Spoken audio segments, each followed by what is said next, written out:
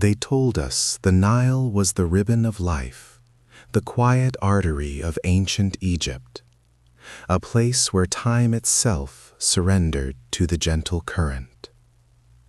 Can you believe, just 72 hours into what was supposed to be the most tranquil journey ever recorded, that same current became a weapon designed specifically for mass execution? We were aboard the pharaoh's dream, a vessel of polished mahogany and impossible luxury, gliding between the colossal monuments of Luxor and the endless stone silence of Aswan. We were sipping chilled hibiscus tea, utterly oblivious to the catastrophe no one saw coming. We were rich, we were relaxed, we were safe, or so we thought. This wasn't a vacation, it was a cosmic appointment with disaster, served up on a silver platter, beneath the unrelenting, judgment-casting Egyptian sun. This is the story of how the most pampered souls on earth were thrown into a primordial struggle against forces older than the pyramids, forces that absolutely refused to be disturbed by the clinking of champagne glasses. Imagine the silence, only the soft churning of the paddle wheel, the faint call of a distant egret, the relentless whisper of history against the massive monolithic stone temples lining the banks. The water was mirror smooth, reflecting the cobalt sky and the endless dunes that guarded secrets millennia old. Our guide, an internationally respected Egyptologist named Dr. Khalil, had just finished explaining the legend of a minor, forgotten priest buried near Kom Ombo, whose specific curse targeted anyone who disturbed the flow of the sacred river. He laughed it off, a comforting, professional chuckle, dismissing superstition as mere folklore for tourists. But the river was listening, and the river, ancient and unforgiving, does not appreciate being mocked. Its patience, spanning 5,000 years, had finally run out. It started not with a bang, but with a shudder, a deep tectonic groan that didn't feel like the boat hitting a sandbar, but like the very foundations of the earth were being tested by an invisible, massive hand. Everyone stopped talking mid-sentence.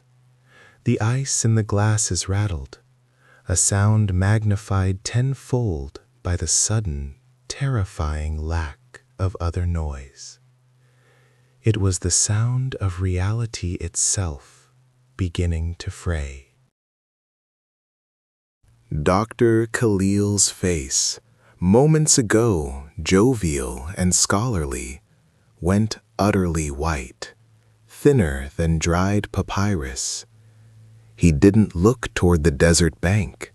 He looked straight down into the impossibly deep, obsidian black water of the Nile. He didn't scream a warning. He whispered a word, a single ancient Egyptian syllable that sounded like a primal death sentence being delivered from the abyss. Hapi, the river god.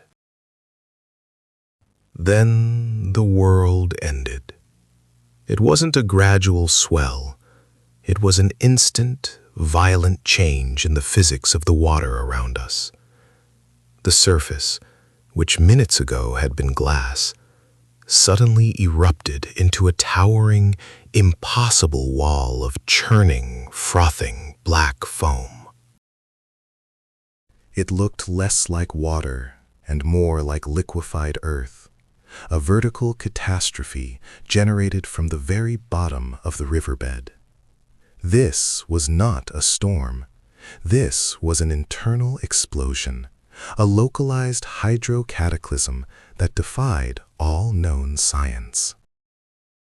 The pharaoh's dream, our sanctuary of luxury, was instantly lifted high into the air, tilted at an insane 45-degree angle, forcing every single person on the upper deck to slide screaming toward the rail.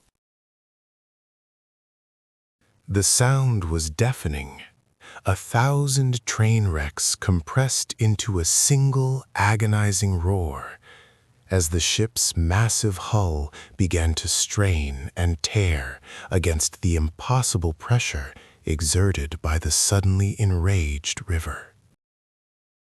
Before anyone could even process the word Mayday, the entire starboard side of the vessel, where the opulent dining room and cocktail lounge were located, simply peeled away like wet cardboard.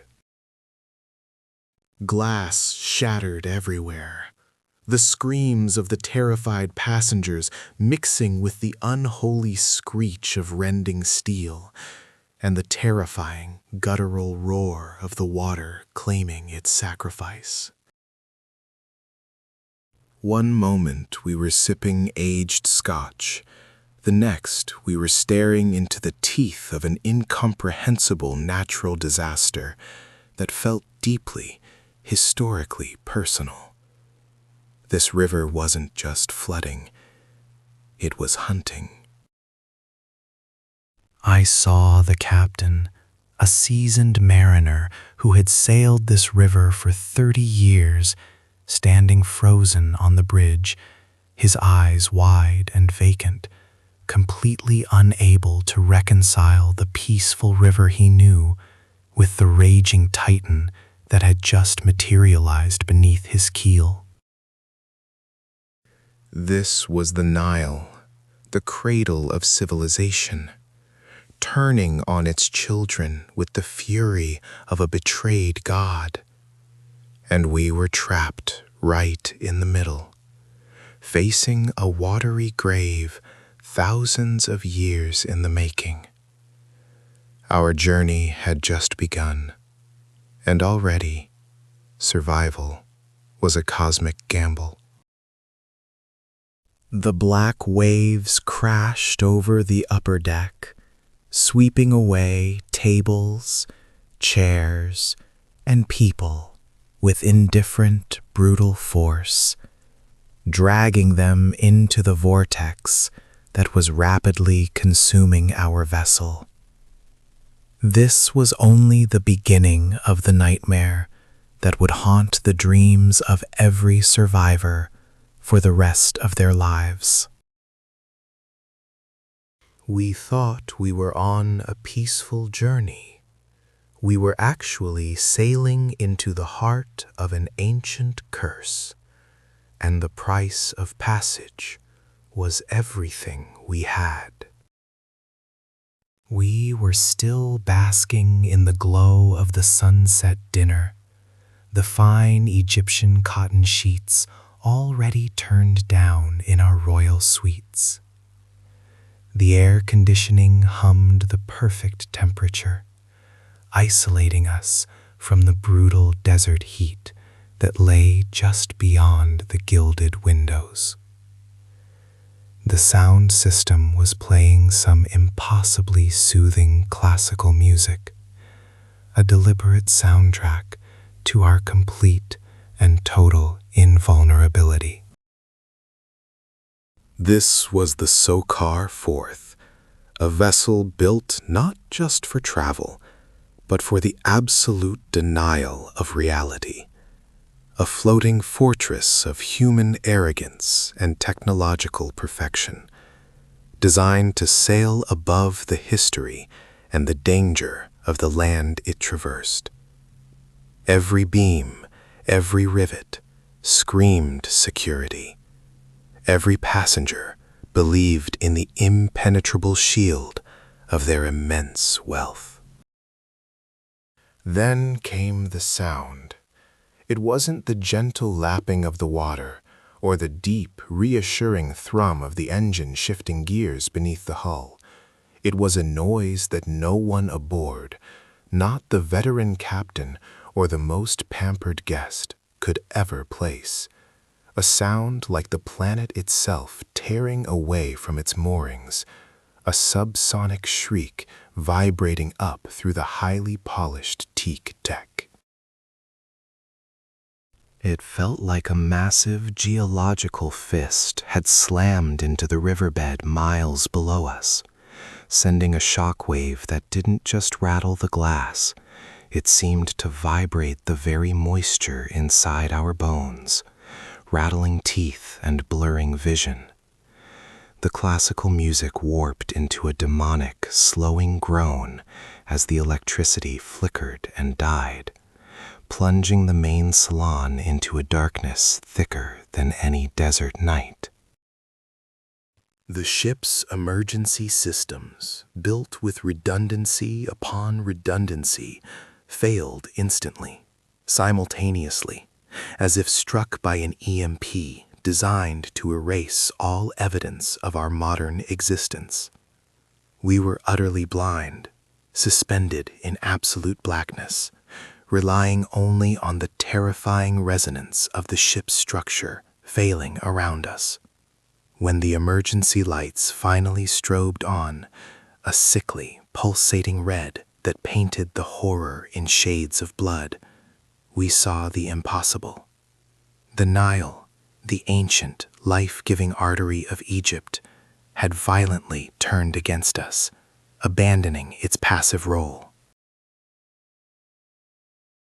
The surface wasn't just choppy, it was convulsing, boiling with an unnatural, sickly green foam that reflected the red emergency lights like liquid corruption, churning violently against the banks.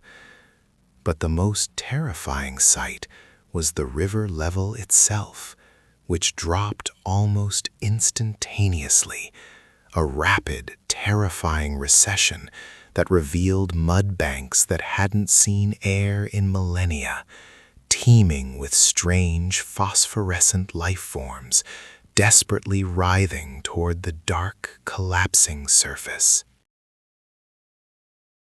This wasn't a flood. This was an emptying, a horrifying vacuum effect pulling the very heart out of the river channel, exposing rock formations and silt beds that defied all known hydrological science and geological mapping. The pressure change was so immediate and vast, it felt like our lungs were trying to equalize against an ocean of air.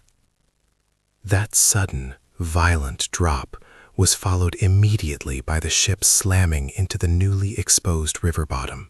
Not a gentle grounding, but a catastrophic impact with the force of a train wreck.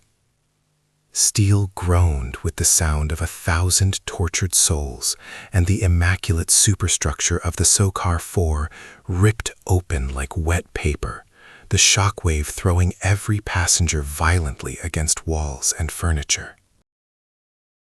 Screams erupted, the high-pitched, piercing terror of people who had never known a moment of genuine need, now stripped bare of their wealth and privilege in a single gut-wrenching moment of true anarchy. The main dining hall, moments before filled with crystal and champagne flutes, became a war zone of splintered marble, flying mahogany, and broken human beings. Water, but not the predictable gentle Nile water, burst through the hull openings. It was black, viscous, and smelled intensely of ozone, sulfur, and primordial swamp gas, carrying with it pulverized debris and the stench of disturbed, ancient sediments. The very foundations of the river were being excavated, spitting their contents back at the world. Experts later tried to rationalize it, speaking of unforeseen geological shifts or highly localized seismically induced sand liquefaction. But we knew better. What we witnessed defied terrestrial physics. It was hyper-localized destruction, targeting only our position.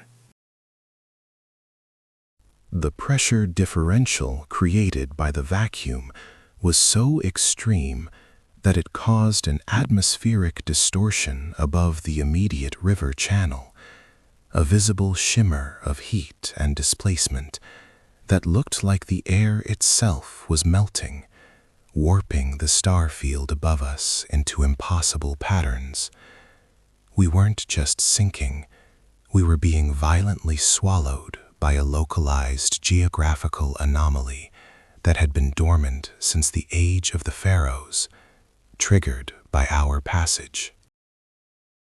Captain Al-Hassan, a man whose family had sailed this river for generations, stood frozen on the bridge, the glass shattered around him, his face etched with something far beyond mere fear. It was a chilling recognition of forgotten dread. He didn't issue an evacuation order. He whispered a single guttural word into the dead radio mic, the name of a deity: Sobek. Sobek, the crocodile god of the Nile, known for his immense ferocity, his association with fertility, and, critically, his ability to conjure unexpected, violent water surges and the sudden predatory emergence from the depths. The ancient curse wasn't just a metaphor for bad luck. It was a mechanism of divine, targeted destruction, and we had sailed directly into its hungry jaws. This wasn't random nature. It felt personal, orchestrated, vengeful against the modern intrusion into sacred waters. The speed at which the disaster unfolded, less than 90 seconds from the first structural shudder to the complete, irreversible incapacitation of the vessel, suggested a directed, intelligent force acting with surgical precision. Below the surface, in the remaining pockets of the dark, corrupted water, the turbulence increased, and shapes began to emerge from the black depths, moving toward the wreckage. These silhouettes were too large, too angular, and moved with a horrifying, calculated precision that precluded them being mere fish or debris. These were not the river's normal inhabitants, and they were rising fast. We scrambled onto the impossibly tilting deck, the cold spray of the corrupted water hitting our faces, mixing with the dust and pulverized stone of the shattered superstructure. The sky above was clear, the ancient stars indifferent, mocking our terrestrial plight and our technological hubris. We realized with sickening clarity that the river, which had promised us safety and a historical voyage, was now the gaping maw of an ancient predator, demanding a sacrificial tribute from the pinnacle of the modern world. Every second we stayed aboard the wreck of the Sokar Fourth brought us closer to the terrifying dark things that were now rising from the depths, called forth by the river's terrible, vengeful hunger. The peaceful journey had ended. The fight for survival against a very angry, very real God had just begun, and the mathematical odds of making it to morning were less than zero, dangling us over an abyss of mythological terror. The abyss swallowed the sun, painting the world in the oily, unnatural colors of deep-sea despair. We weren't fighting a storm anymore. We were wrestling with the tectonic plates of belief itself. That sound, that colossal, grinding sound that tore the sky open, was not thunder. It was the crushing of ancient silence, the sound of a truly immortal entity deciding our brief, privileged lives were an insult to its eternal suffering. The luxury cruiser, the Aten's Whisper, designed to laugh off any river turbulence, was now shuddering like a dying animal impaled on a celestial trident. The lights flickered, not due to mechanical failure, but because the very atmosphere was refusing to conduct electricity in the presence of this sheer, overwhelming power. Imagine the darkest black hole given a voice and the ability to manifest physical rage. That was the Nile now, utterly unrecognizable, boiling with a primordial fury that defied fluid dynamics and standard physics. Captain El-Masri, a man who had navigated these waters for 40 years and had the confidence of a pharaoh, was screaming into the emergency radio, his voice cracking with a terror that transcended professional composure. He wasn't calling for rescue. He was reciting fragmented prayers, pleas directed at forces no maritime authority could handle. The radio spat back static, and then, chillingly, a single, deep, resonant tone that seemed to vibrate inside our skeletons, silencing even the storm for a horrifying moment, a confirmation that something was listening, and it was not pleased. This wasn't localized weather. This was targeted vengeance.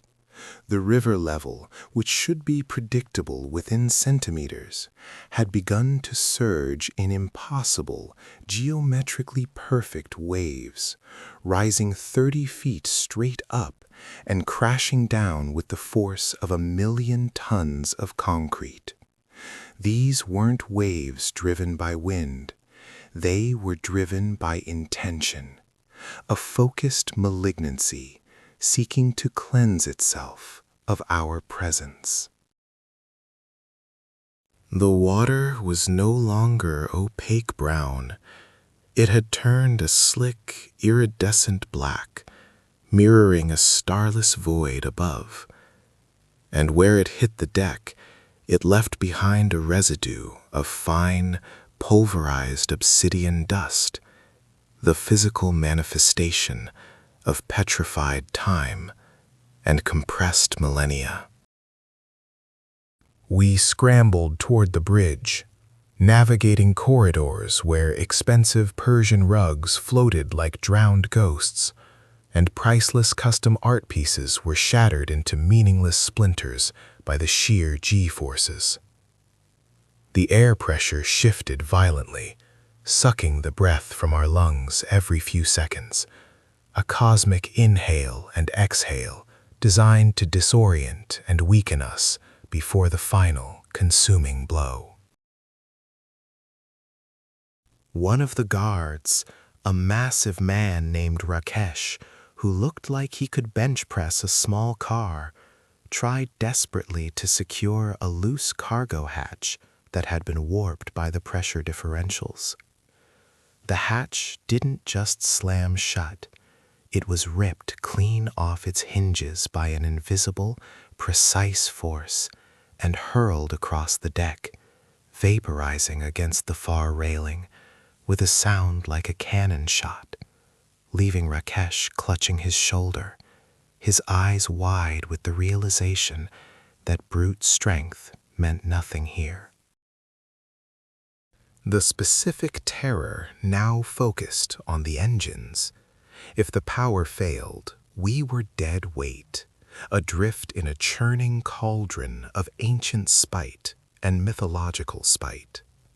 Chief Engineer Kamal had barricaded himself in the engine room, fighting the impossible, trying to stabilize systems that were being systematically corrupted by non-physical interference.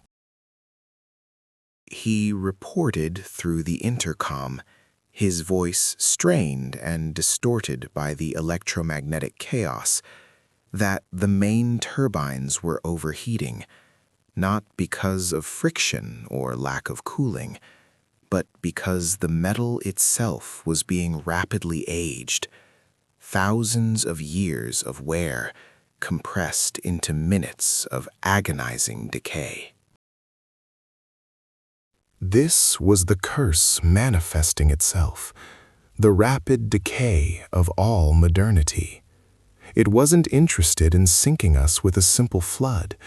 It wanted to erase the evidence we were ever here, decomposing our technology until we were left naked and defenseless against the elements, exactly as the ancients who built these monuments had been forced to contend with nature's ultimate supremacy. Kamal's final transmission before the intercom went dead was a desperate, guttural warning. The fuel lines, they are turning to dust. Iron oxide bloom impossibly fast. It's dissolving us from the inside out. The loss of main power was signaled not by a gentle fading of light, but by a deafening, metallic shriek as the propellers seized completely, grinding to a catastrophic final halt.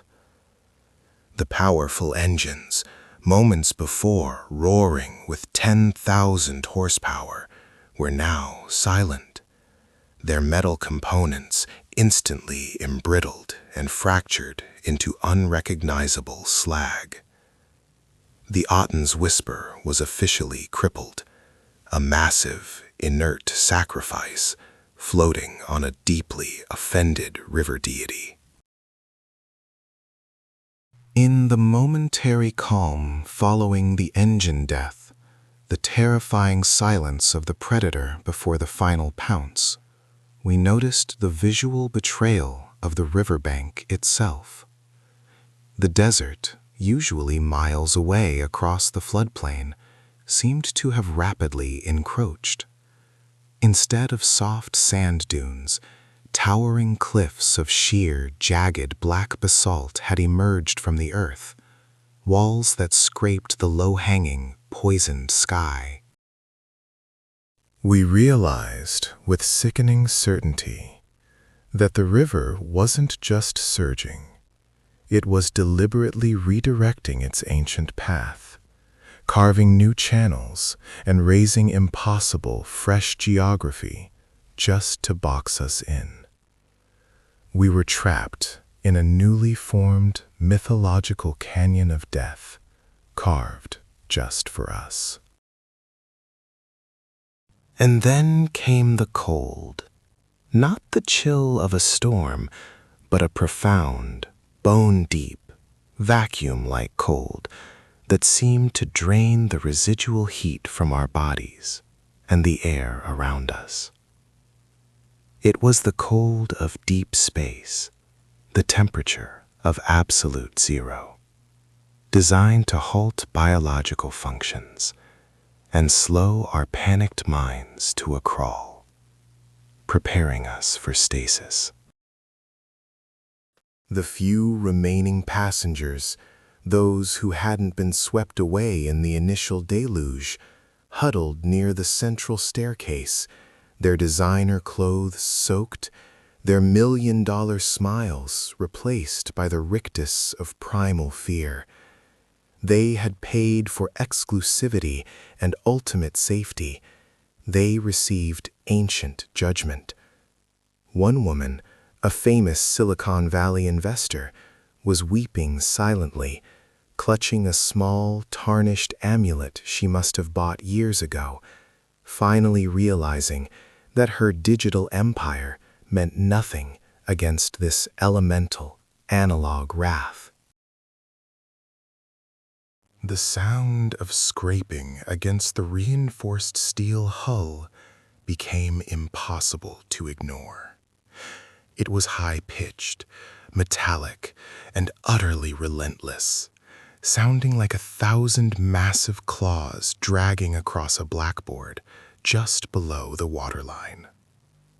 The deep-sea cold intensified, and water began to seep, not through a crack, but through the rivets themselves, condensing out of the hyper-chilled atmosphere, a rapid attempt to freeze us from the outside in. We looked out across the treacherous black water, illuminated occasionally by flashes of unnaturally green lightning, and saw shapes moving beneath the surface, disturbingly close to the hull. They weren't debris. They were immense, slow-moving forms, too large for any known river creature, generating their own unsettling, sickly bioluminescence. Then we saw the source of the scraping, illuminated by a momentary eerie flash of green light. A creature, or perhaps a construct, of staggering size was clinging tenaciously to the starboard side. It had multiple limbs, segmented and jointed like some deep ocean arthropod. Yet its carapace was composed entirely of river clay and polished millennia-old human bone fragments, fused together by the sheer hydraulic pressure of the Nile's rage.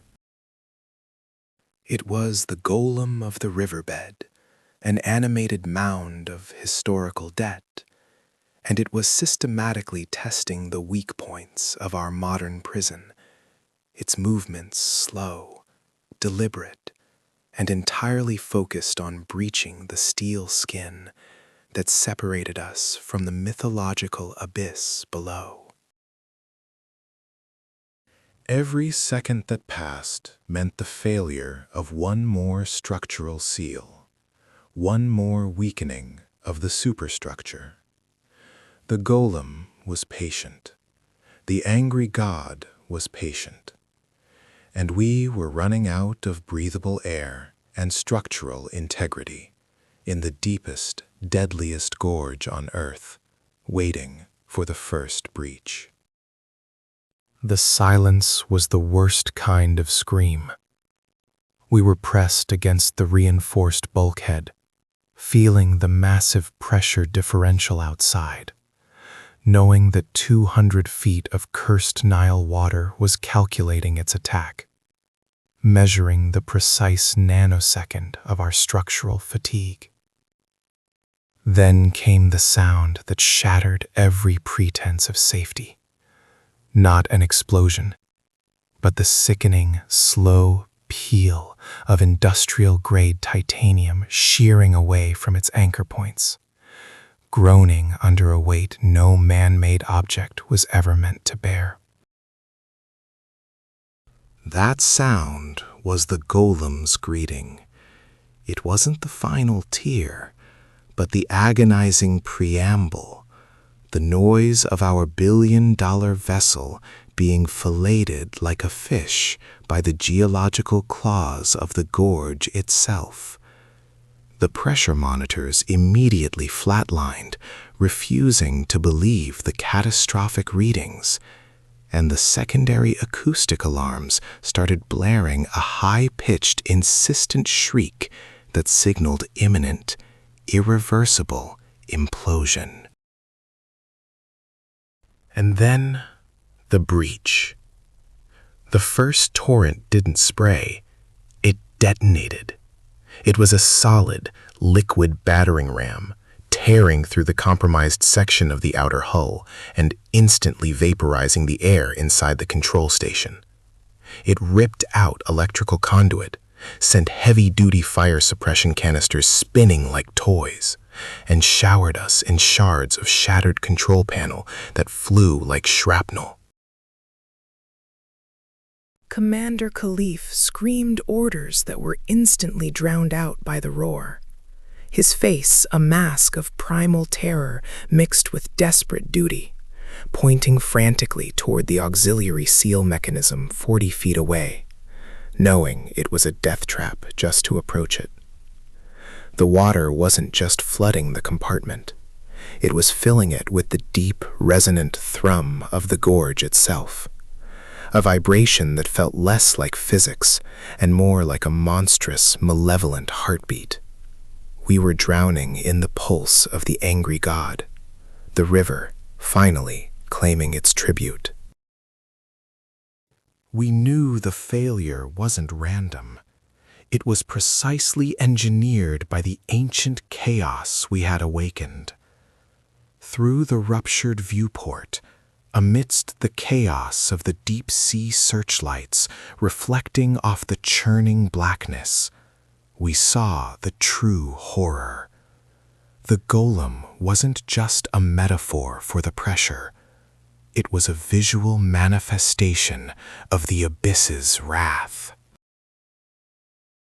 The entire cliff face, miles deep and carved by millennia of erosion, was beginning to migrate. It wasn't an earthquake in the classical sense. It was a geological spasm, the massive limestone and granite structures grinding against each other with unimaginable force, creating a sound so low frequency it bypassed our ears and went straight for the spinal column, vibrating our very bones into dust. This was the legendary Tomb of Set, the precise point where the bedrock itself was alive, hostile, and actively trying to swallow us whole. The sheer friction generated by this cosmic grind was causing localized thermal spikes in the water. We were simultaneously freezing to death in the 36-degree water and being flash-boiled by localized geological hotspots. Khalif slammed his fist onto the emergency override, his voice cracking through the last functional intercom line. We have one catastrophic Hail Mary option, the pharaohs sealant. He was referring to a proprietary, hyper-reactive polymer designed to bond instantly with any silicate surface, but only if applied under conditions so extreme they were usually theoretical. The process involved injecting the unstable goo directly into the breach point, forcing it against the incoming current, and then igniting a controlled subsurface charge to flash cure the polymer. The charge would temporarily stabilize the structure, but the side effect was a localized sonic blast that threatened to permanently disable every living organism within the vessel. But the margin for error was less than zero. If the charge detonated too early, we'd simply be vaporized and mixed into the Nile mud, a fine red mist in the black water. If it detonated too late, the sheer hydraulic pressure of the golem's shifting face would crush us like a beer can before the polymer could even begin to cure. It required one person, encased in a fragile deep-pressure suit, to manually stabilize the injector arm directly next to the hellish torrent. "I'll take the arm," muttered Dr. Raskin, the chief hydro engineer, her face pale but resolute. She had spent her entire life studying the theoretical physics of this gorge, poring over satellite telemetry and ancient maps, and now She had to fight its savage reality, face to face with a liquid force that mocked Newtonian physics. She strapped into the emergency pressure suit, the heavy titanium plates suddenly feeling thinner than paper. She knew that even a perfectly sealed suit couldn't withstand the pressure surge if the golem truly unleashed its fury. If the tectonic plate decided to hiccup just once more. She was accepting a one-way ticket to the deepest part of the abyss. Every step she took toward the airlock was a profound defiance of gravity and a direct challenge to the ancient, waterlogged powers that controlled the abyss. The hull warning lights flashed a blinding, insistent crimson, spelling out the death sentence in binary code, hull integrity 12% and dropping. Acoustic sensors reported a critical cavitation point forming directly above us, meaning the water pressure was literally starting to tear the liquid apart, signaling an imminent, catastrophic collapse of the entire water column. We had 60 seconds, maybe less, to execute the most dangerous, most desperate repair in maritime history, or become a permanent titanium sarcophagus at the bottom of the cursed river. The countdown to oblivion had begun, measured only by the terrifying, relentless speed of the encroaching black water. The captain, a man who had navigated the Nile for 40 years, felt his blood turn to ice. This wasn't a natural flood surge from the Aswan Dam. This was a geological insult, a liquid betrayal that defied every law of hydrodynamics he knew. It moved with the speed of a freight train, a solid obsidian wall towering impossibly high, reflecting no sky, only the pitch-black void it seemed to have dragged up from the Earth's core. He screamed into the radio, a sound swallowed instantly by the roaring crescendo of the approaching catastrophe, warning the engine room to reverse thrust, an utterly futile gesture against the sheer mass bearing down upon them. It was a desperate, primal move, hoping to gain a single, precious second of resistance. But the river itself had become the enemy, a sentient, colossal fist, preparing to smash the last vestiges of human arrogance. The wave hit the hull not like water, but like a hammer blow from the gods themselves, a seismic event translated into liquid form. The mighty vessel, the Serenity, built to withstand centuries of smooth sailing, groaned in protest, a terrible, tearing sound of metal failing against elemental force.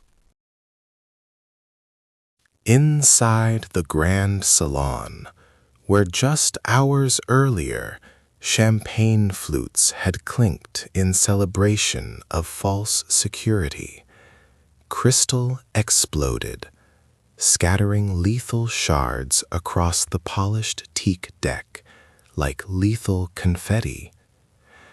Passengers were tossed around like rag dolls in a cosmic dryer, their screams momentarily silenced by the terrifying pressure change.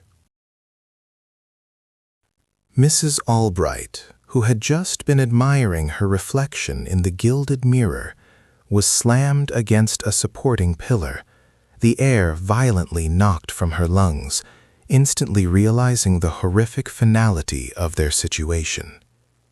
The immense pressure differential caused the luxury suites on the lower decks to instantly implode, a horrifying, muffled thump preceding the rush of freezing black water that began to pour into the ship's bowels, a leak that could not be stopped. Survival instinct replaced paralyzing fear in Captain Rashid's eyes. He knew the ship could only handle this initial, catastrophic impact for seconds before the stern was ripped completely off and the vessel became scrap metal. His only chance, the impossible gamble, was to try and turn the ship directly into the oncoming surge, attempting to ride the massive, turbulent wave rather than be crushed broadside by its monstrous, unforgiving shoulder. He fought the wheel with the superhuman strength of 3 panicked men, every muscle fiber screaming in protest as the heavy hydraulics shrieked under the impossible destructive strain. The black water wasn't clean or uniform.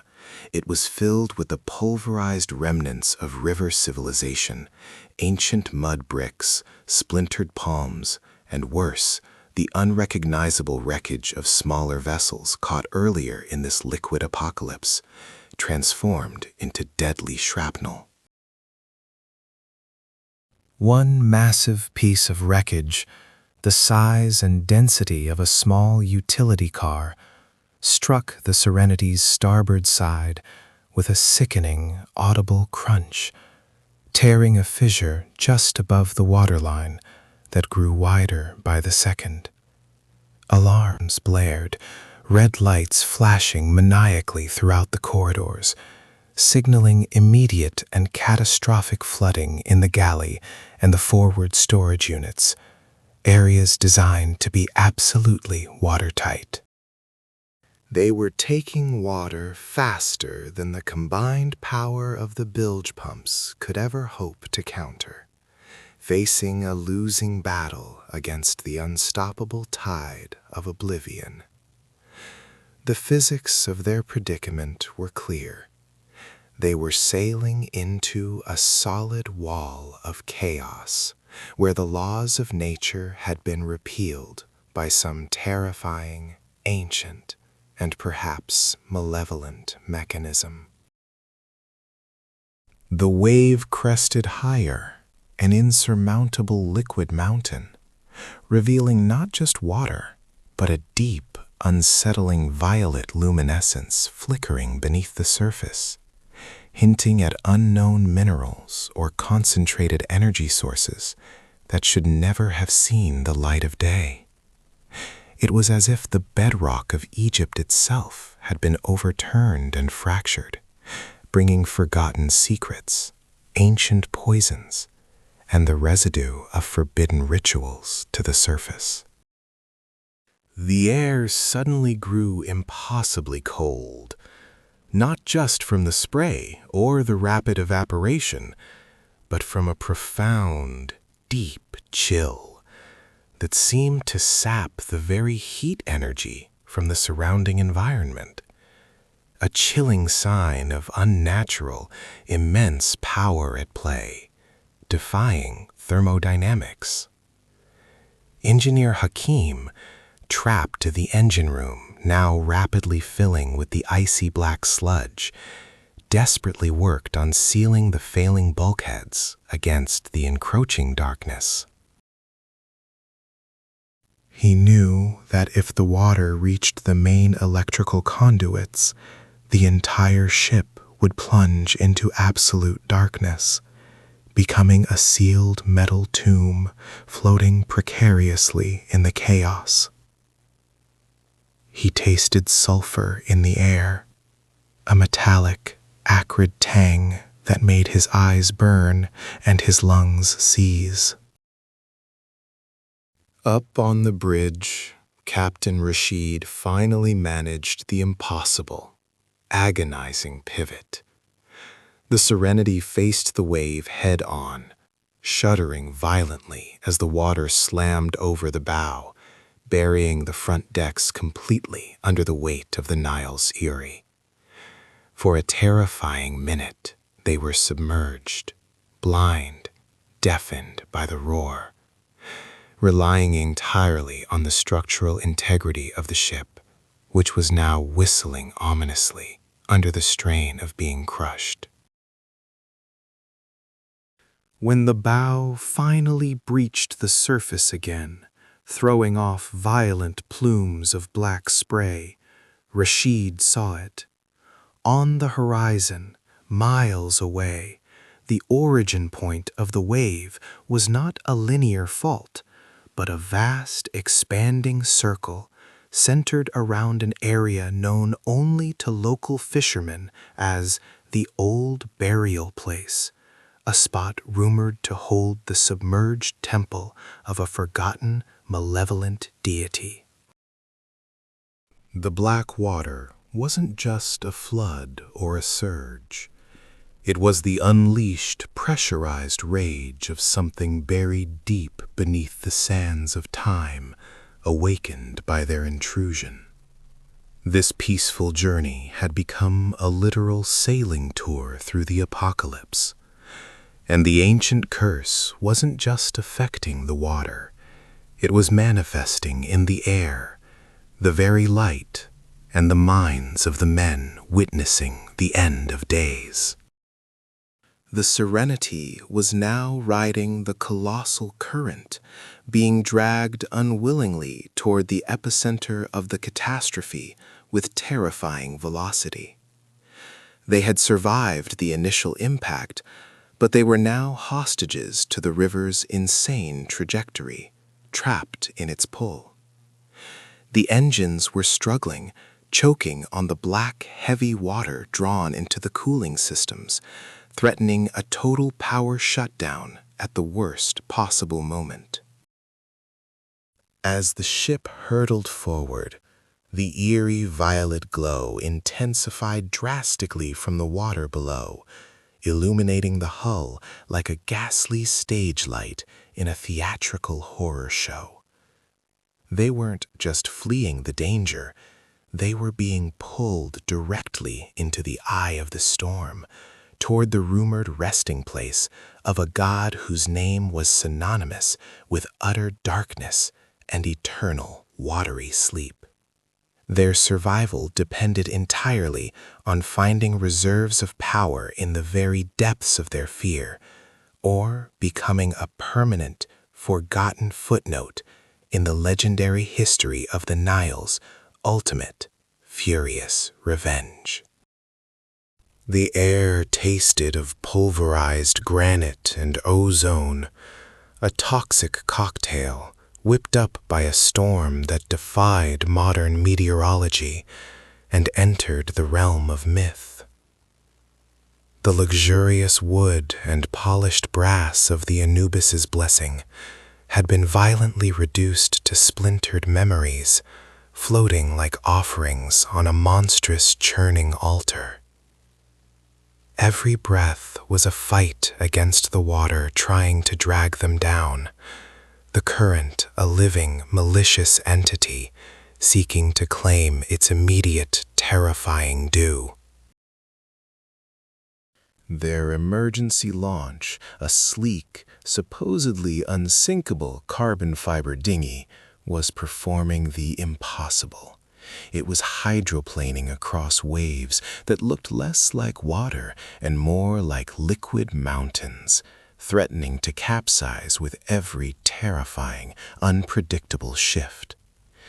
Sarah gripped the helm, her knuckles white and raw against the salt-caked fiberglass, her mind screaming a silent, desperate prayer to any forgotten deity that might hear her over the relentless, deafening roar of the cosmic downpour.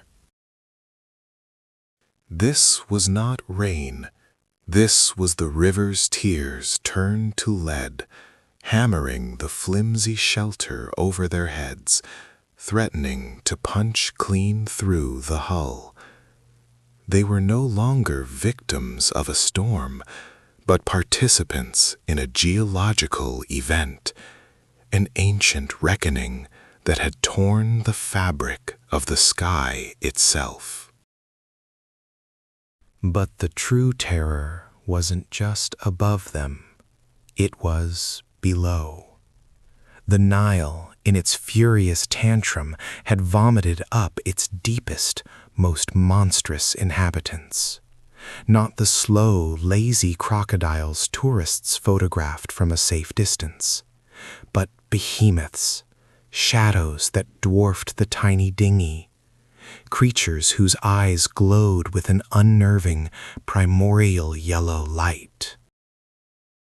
These were the true descendants of Sobek, impossibly huge, sleek killing machines roused from eons of slumber by the unprecedented chaos, drawn to the scent of metallic fear and saltwater intrusion.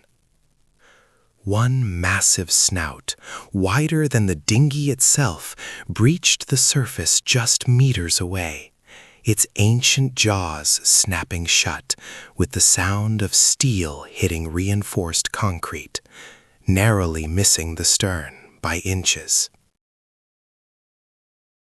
The mere displacement of water from that near miss nearly threw James and the remaining survivors overboard, sending them sprawling into the flooded bilge. The water, moreover, was no longer fresh. It was thick, almost viscous, smelling faintly of sulfur and something ancient and metallic, as if the very iron core of the earth had seeped into the riverbed to empower this deluge. They were not merely wet, they were utterly coated in the Nile's viscous, palpable spite.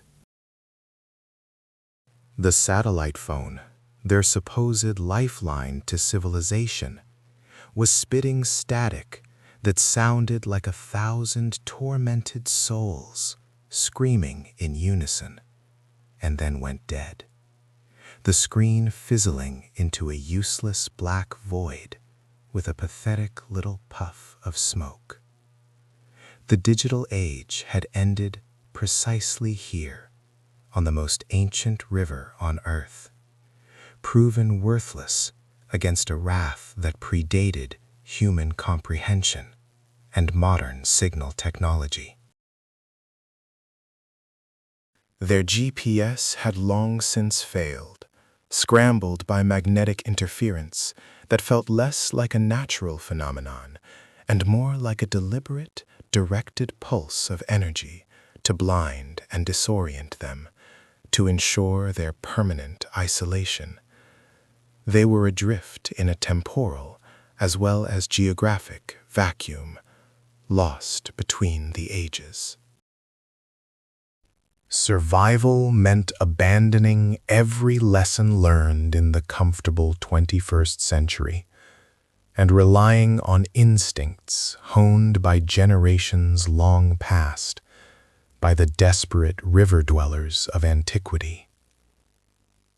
They had to navigate solely by the shadows of the monumental waves and the faint, intermittent flashes of lightning that revealed momentary, terrifying landscapes of rock and spray. The goal shifted violently from seeking rescue to simple, raw preservation. They needed land, solid, immovable ground that the river could not immediately claim and dissolve. And then, through a sudden, momentary break in the storm clouds, illuminated by a sickly green flash of lightning, they saw it, a terrifying beacon. A structure impossibly old and impossibly resilient, jutting out from the shifting, bombarded sands of the eastern bank. It wasn't a modern town or a ruin marked on any accessible tourist map. It was a singular, monolithic obelisk, carved with symbols that seemed to writhe and contort even under the torrential downpour, pulsing with latent energy. This monolith, known only in the most obscure, whispered archaeological texts as the Pillar of Khnum's Warning, looked like the only stable, permanent point left in the entire collapsing universe. Its presence defied the current erosion and the sheer force of the water flowing around it. But reaching it meant crossing the absolute most turbulent, monster-infested stretch of the river yet, a passage that felt less like water and more like a high-speed blender filled with razor blades and ancient teeth. The river seemed to sense their intention, funneling its destructive energy right into their path toward the obelisk. A colossal whirlpool began to form between them and the shore, a gaping, rotational maw that pulled at the dinghy with terrifying gravitational force, dragging huge chunks of debris, including a recognizable portion of the Anubis's Blessing's ruined gilded observation deck, into its dark, crushing center. Sarah fought the helm with every ounce of strength she possessed, her muscles screaming in protest, the tiny outboard motor whining in despair against the hydraulic nightmare that was trying to swallow them whole. If they were sucked into that vortex, they wouldn't just sink, they would be instantly ground into nothingness, pulverized beneath the Nile's colossal weight and rotational momentum. They needed an immediate, drastic countermeasure, something that violated the rules of the environment they were in. And James, the quiet historian who had been paralyzed by the sheer terror of the initial shock, suddenly moved with the decisive clarity of a man who had nothing left to lose but his life and his knowledge. He knew the horrifying legends associated specifically with that very stretch of the river, whispered tales of protective fires and temporary wards. He screamed over the wind, his voice raw but determined, pointing towards a sealed compartment near the bow. The flares! Not the standard distress signal, the high-intensity magnesium ones. They repel the apex predators, according to the old sailors' logs from the 1930s. It was a lunatic idea, trading precious signal flares, their theoretical last link to civilization, for a momentary mythological defense against magnified beasts. But there was no time for rationality or debate. James ripped open the compartment, retrieved the cylindrical flares, and ignited the first one, hurling the blinding white inferno towards the largest lurking shadow circling their boat. The light erupted, a dazzling, unnatural sun against the gray and green storm, momentarily driving back the giant crocodile and causing a strange, localized ripple in the very fabric of the water itself, a slight hesitation in the current. The high heat, the intense chemical burn, seemed to violate the river's ancient, cold integrity, giving them a precious, fleeting 30 seconds. Sarah slammed the throttle forward, utilizing the engine's absolute maximum power, cutting a sharp, agonizing turn around the very edge of the widening whirlpool, fighting the suction. The dinghy shuddered violently as they skimmed the lethal rotating edge, water spraying over them like concentrated acid, burning their exposed skin. They were alive, but only barely, propelled toward that dark, silent obelisk, the last bastion against the furious, ultimate wrath of the greatest river in history. A structure that promised either impossible salvation or a far more terrifying, ritualistic, and agonizing doom. The peaceful journey had become a brutal, bloody sprint toward the heart of ancient, vengeful power. The oxygen was thinner than silk, pulled clean from their lungs by the sheer velocity of their fear. They were no longer tourists, they were prey, skittering across the cracked, salt-laced earth that once held the benevolent waters of the Nile. Every shadow stretched into a predatory silhouette, and the desperate, rhythmic thudding of Captain Colley's old, battered jeep was the only thing holding the fragile barrier between the living and the utterly consumed. Colley had driven them straight off the riverbank, away from the collapsing luxury dahabeah, plunging them into the desolate, unforgiving western desert, toward a point he only referred to as the maw. This was the place where the maps ended, where satellite images blurred into static, and where, according to the forgotten papyri he clutched like a holy relic, the balance of Ma'at had originally been shattered millennia ago. Kali claimed the cosmic terror gripping the river was not natural. It was the reawakening of something sealed away by the earliest dynasties, a punishment for hubris that was finally coming due. He had risked their lives on a single, desperate gamble, that the ancient site of the betrayal might also house the mechanism for its temporary suppression, a concept both terrifyingly logical and utterly insane.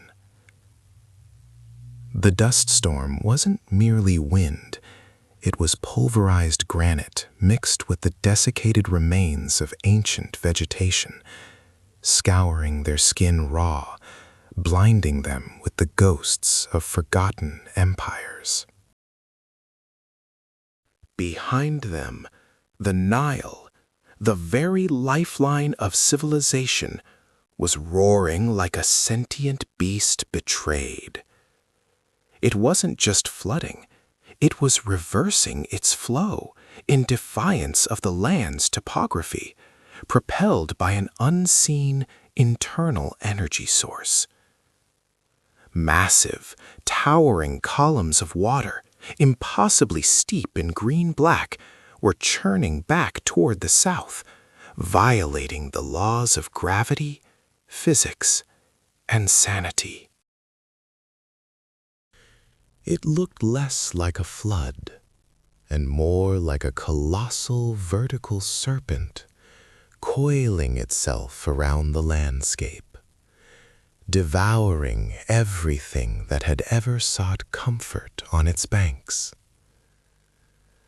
The air pressure dropped so violently that the windows of the jeep shuddered as if struck by sonic booms, a physical manifestation of the sheer volume of water being displaced and corrupted by the malignant force within the riverbed. "The maw!" Kali screamed over the engine's roar, spitting sand that tasted of metal and sulfur, "is the entrance to the Duat's corrupted heart. We must reach the temple of Seti before the river completes the cycle of vengeance." He explained in frenzied, whispered Arabic, his eyes wide and burning with apocalyptic fever, that the catastrophe wasn't the water itself, but the consciousness now riding it, a primordial entity known only in hidden texts as the Eater of the Black Sand. This entity was fueled by the Nile's deep water current, a subterranean horror that had slept for thousands of years, consuming the negative spiritual residue of every death and disaster along the river. Its awakening was causing the Earth's magnetic field in the region to destabilize, throwing their compasses into a violent, meaningless spin, turning the entire landscape into a spatial anomaly. Their electronic navigation was useless, replaced entirely by Kali's desperate, gut-wrenching knowledge of the truly ancient landmarks, those carved from the bedrock before recorded history began, monuments deliberately omitted from modern maps.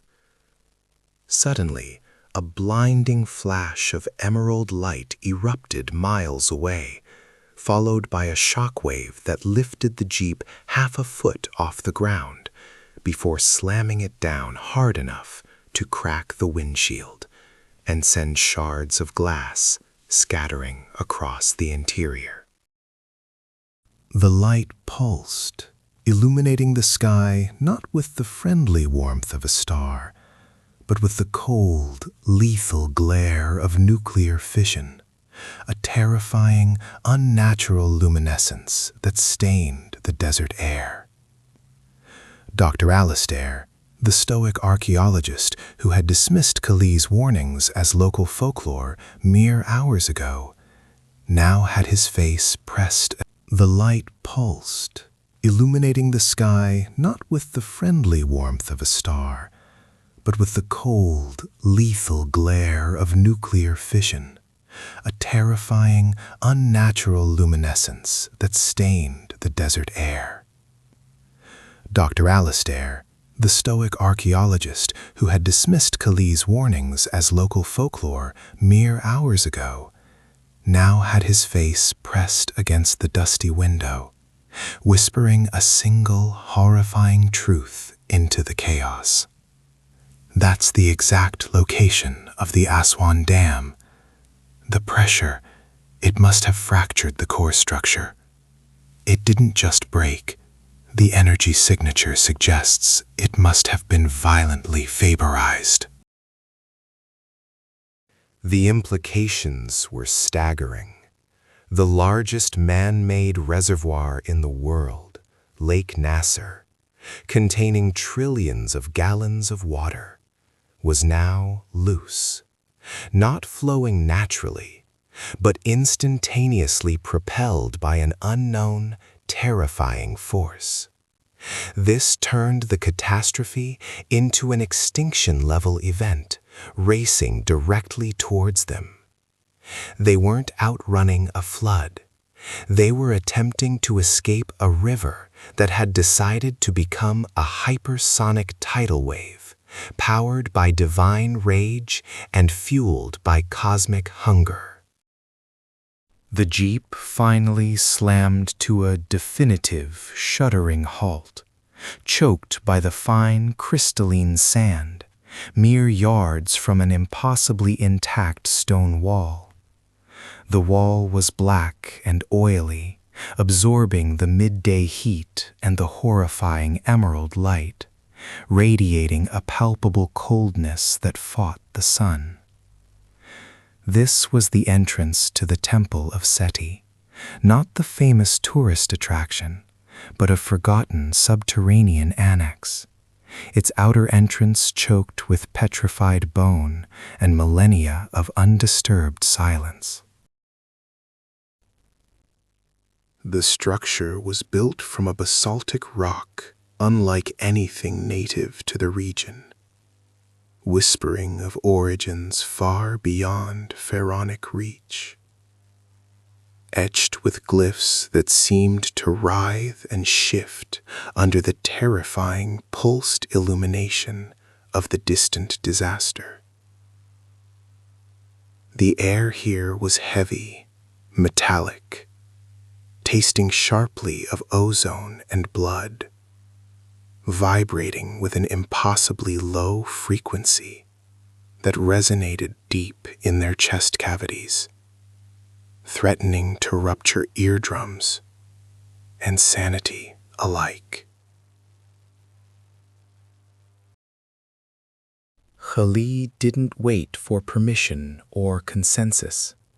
He grabbed his ancient oil lamp, which sputtered into life with unnatural speed, and shouted for them to follow, pointing frantically to a fissure that looked suspiciously like a mouth set into the bedrock.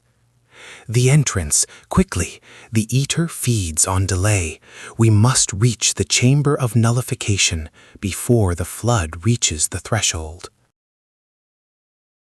They squeezed into the darkness, the rough stones scraping their expensive clothing.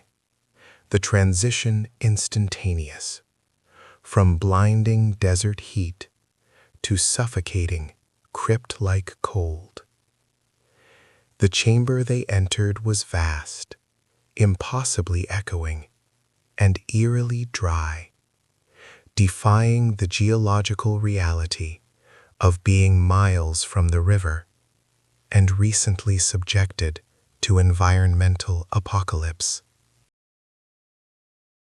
The walls were not painted with celebratory scenes of victory or life-giving agricultural harvests, but covered in terrifying depictions of cosmic surgery, showing figures with human bodies and jackal heads tearing open the sky and draining the stars into vast, empty vessels.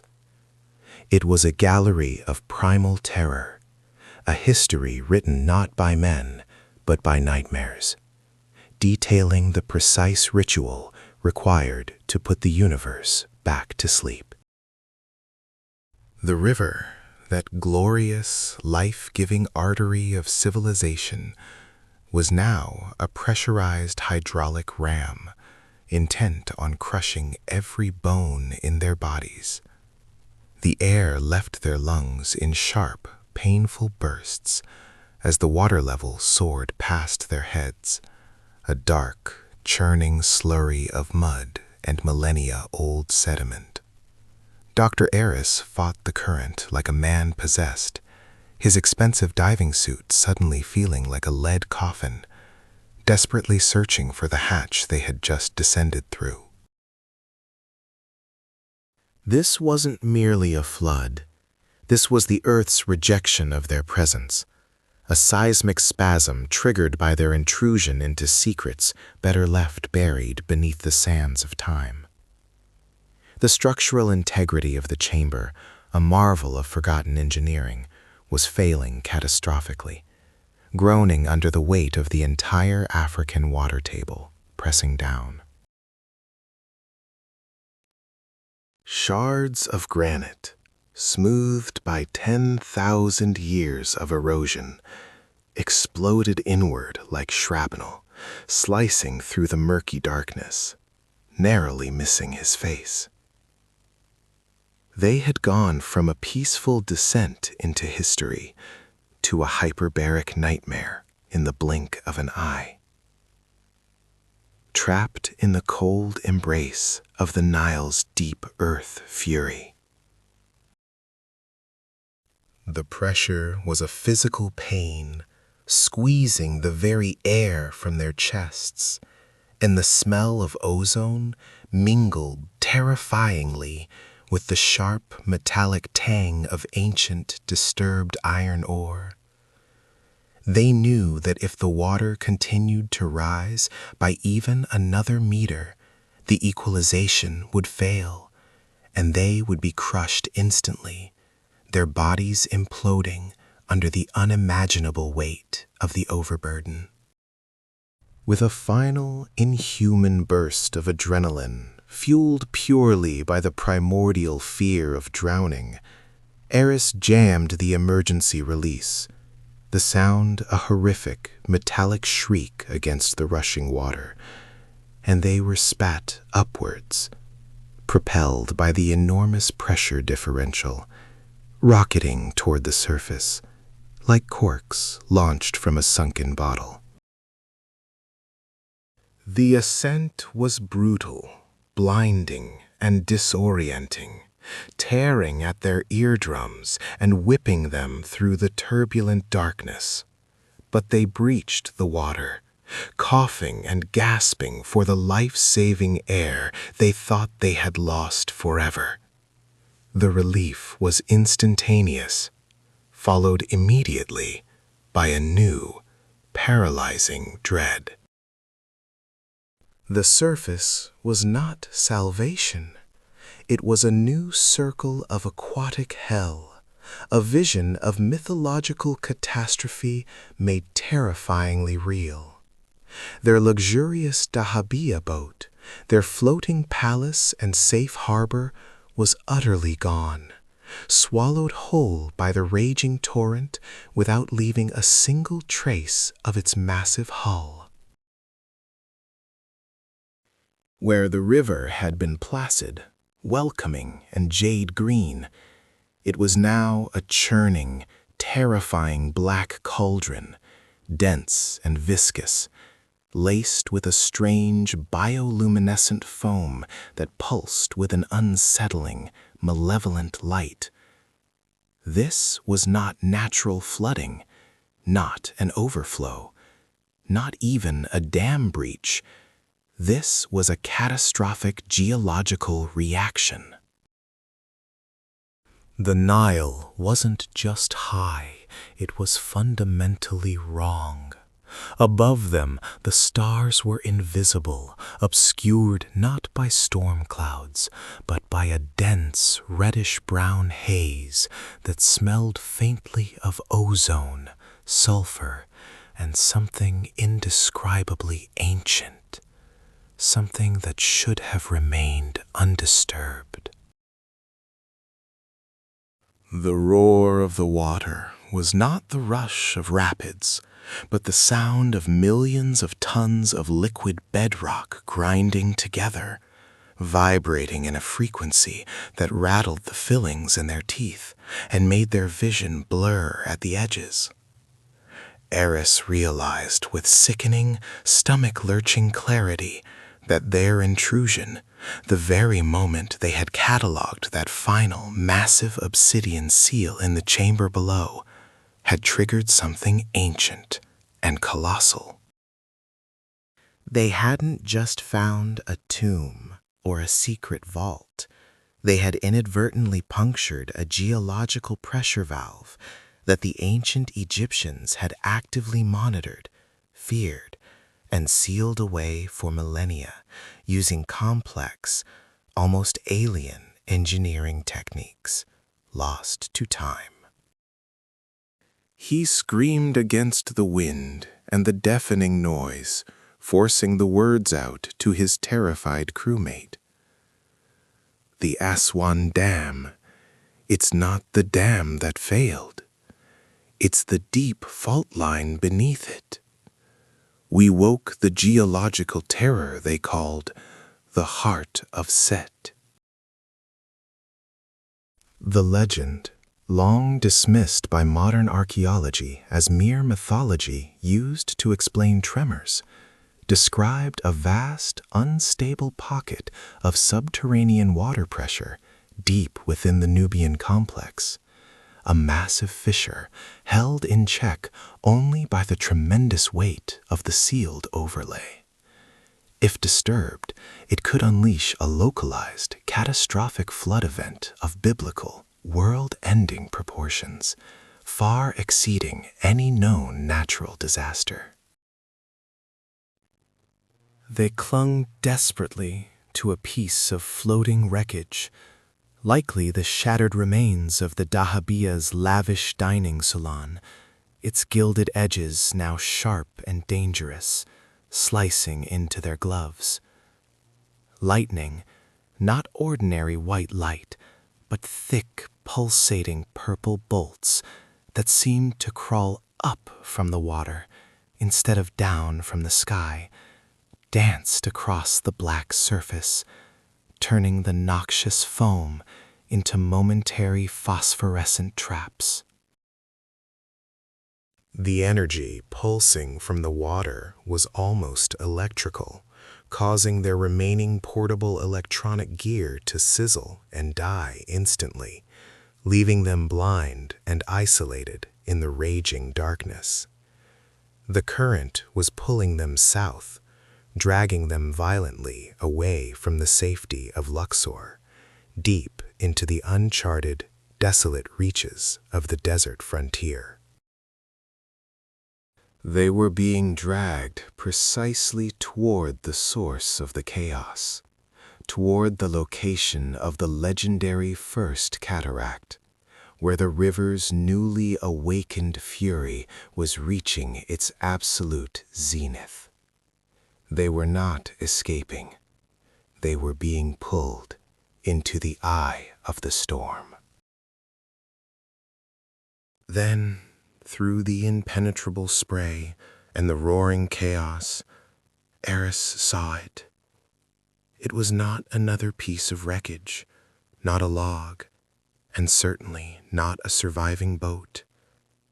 It was a massive, shifting shadow beneath the water.